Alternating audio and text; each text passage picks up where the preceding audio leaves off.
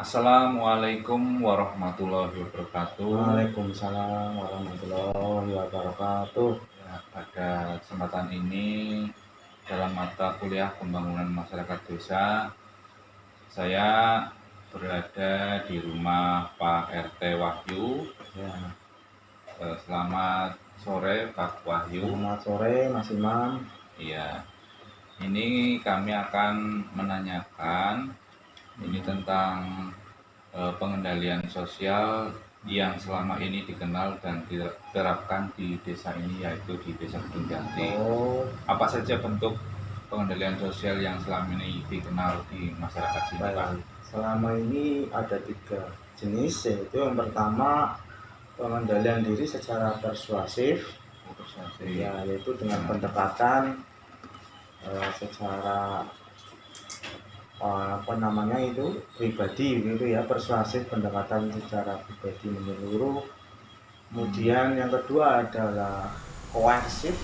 Assalamualaikum warahmatullahi wabarakatuh. Perkenalkan, nama saya Imam Abdul Rahman, NIM 0540142228 UPPJJ Purwokerto.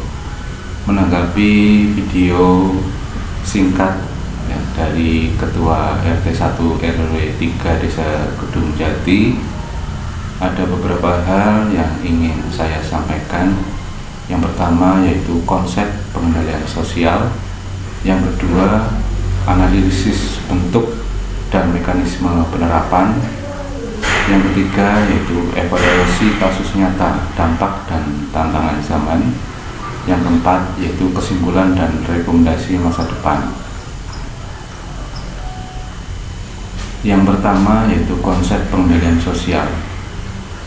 Dalam proses pembangunan masyarakat, khususnya di wilayah pedesaan, kemunculan perilaku penyimpangan yang melanggar norma sosial merupakan sebuah tantangan yang tidak dapat dihindari.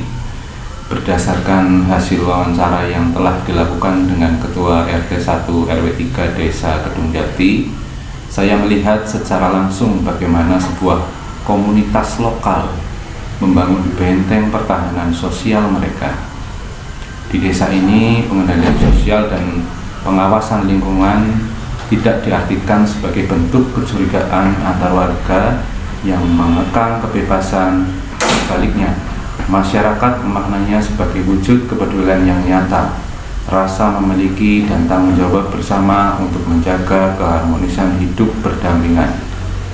Secara teoritis, apa yang terjadi di Desa Gedung Jati menunjukkan bahwa kekuatan utama pengendalian sosial justru lahir dari internalisasi nilai-nilai luhur seperti gotong royong, sopan santun, penghormatan kepada orang tua, serta kepatuhan terhadap norma agama dan adat istiadat yang diwariskan turun-temurun.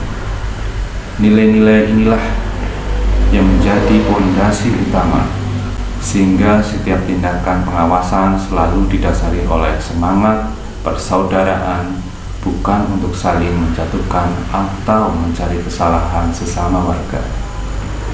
Yang kedua, analisis bentuk dan mekanisme penerapan. Menarik untuk dianalisis bahwa Desa Gedung Jati menerapkan kombinasi antara pengendalian sosial formal dan informal, dengan kecenderungan yang sangat kuat pada pendekatan persuasif dan kekeluargaan.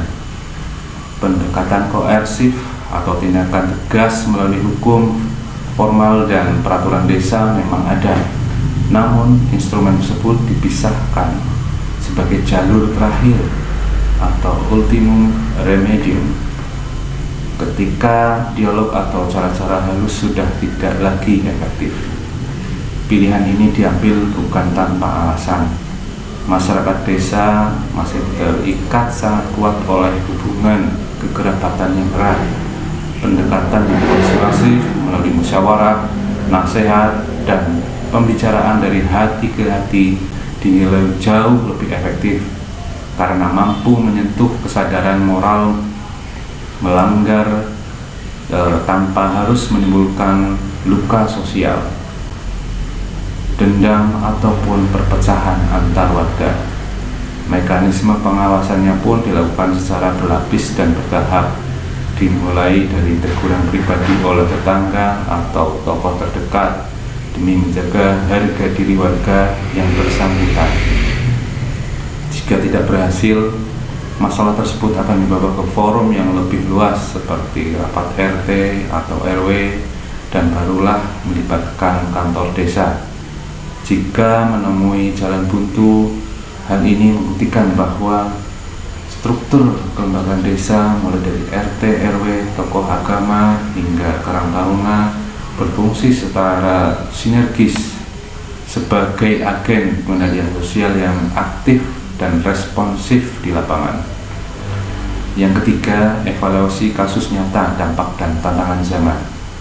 Melalui contoh kasus yang dipaparkan oleh narasumber seperti pelanggaran jam malam, perselisihan antar warga, hingga kelalaian menjaga kebersihan pekarangan, kita dapat melihat bahwa sanksi yang diterapkan lebih bersifat memulihkan hubungan sosial daripada menghukum.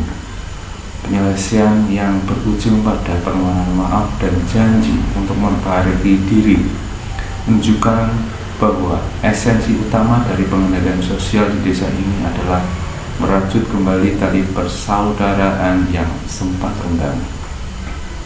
Dampak positif dari sistem ini sangat nyata. Lingkungan desa menjadi aman, ketertiban terjaga, dan keakraban antar warga tetap solid. Rasa disiplin tumbuh bukan karena ketakutan terhadap aparat hukum, melainkan karena kesadaran moral bahwa setiap tindakan individu memiliki dampak bagi komunitasnya. Namun, refleksi ini tidak akan lengkap tanpa menyoroti tantangan modernisasi. Desa Dujati saat ini mulai menghadapi arus deras globalisasi dan perluasan pergaulan generasi muda yang berpotensi melunturkan nilai-nilai adat lokal. Selain itu, adanya pergeseran cara pandang pada sebagian warga yang merasa terganggu atau kurang nyaman ketika diawasi atau diingatkan menjadi sinyal bahwa individualisme perlahan mulai merembes ke dalam kehidupan pedesaan. Poin yang keempat, kesimpulan dan rekomendasi masa depan. Sebagai kesimpulan, sistem pengendalian sosial berbasis kekeluargaan dan kearifan lokal di desa Dujati adalah aset sosial yang sangat berharga dalam proses pembangunan masyarakat. Agar sistem ini tetap relevan di masa depan, pengawasan sosial tidak boleh lagi hanya berfokus pada fungsi kuratif atau menegur kesalahan. Transformasi harus dilakukan dengan mengarahkan energi pengawasan kelompok ke arah hal-hal yang positif dan produktif, seperti pemberdayaan pemuda, peraturan desa yang tertulis maupun kesepakatan adat yang tidak tertulis perlu terus disesuaikan secara dinamis dengan perkembangan zaman tanpa harus kehilangan jati diri dan nilai luhur asli desa.